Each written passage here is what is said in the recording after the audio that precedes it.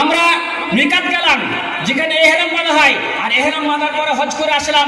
হজ করে আসার পরে বড় একটা জুব্বা পরলাম, সাদা রঙের জুব্বা, মাথায় টুপি নিলাম সাদা রঙের একটা রুমাল পরে নিলাম, সাদা রঙের মোজা পরলাম, সাদা রঙের একটা স্কুটি কিনে নিলাম, এরপর সাদা রঙের দুটো জুতো কিনে নিয়ে সাদা রঙের একটা হেলমেট কিনে নিলাম। আমি গোটাটাই সাদা হয়ে চললাম। আমি হাজি সাহেব, বাচ্চা করে ডিস্টার্ব করছে, আপনারা খেয়াল করুন, আপনাদের মনোনিবেশ নষ্ট হয়ে যাবে।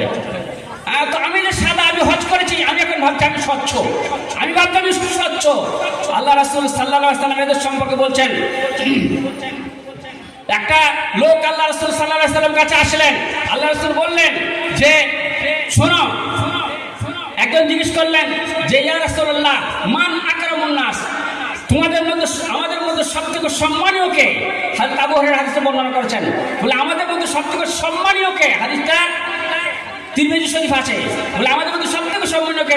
তো আল্লাহ রাসূল বলেন আত্তাকুম, তোমাদের মধ্যে সর্বশ্রেষ্ঠ সেই যে যত বেশি পরহেজগার।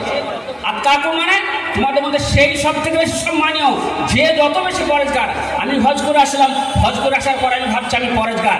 লোক আমাকে পরহেজগার বলবে, আমার গায়ে জুব্বা আছে, আমার হজ করার তকমা লেগেছে, আমি মাথাতে একাল পরেছি, সাদা টুপি, সাদা পাঞ্জাবি, সাদা জুতো সাদা, সবকিছু সাদা। হায় হায় হায় হায়, এ হাজি সাহেবের কি সর্বনাশ! এ হাজি সাহেব শুধু পয়সার গরম দেখিয়েছে। দেখা যাবে তার কাছে যে সমস্ত ছোকরারা কাজ করে, যে দর্জিরা কাজ করে, তাদের পয়সা মেরেছে। যার কাছে কাপড় লাই মাহাজনের টাকা মেরেছে, জীবনে যাকাত দেয়নি, তার ভাইয়ের হয়তো হক মেরেছে।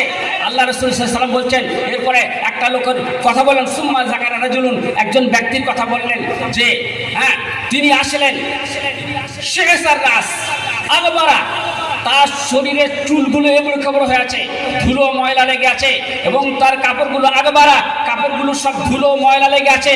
দেখে বোঝা যাচ্ছে আসার সফর, শরীরটা দেখে মনে হচ্ছে এই লোকটা দীর্ঘদিন সফর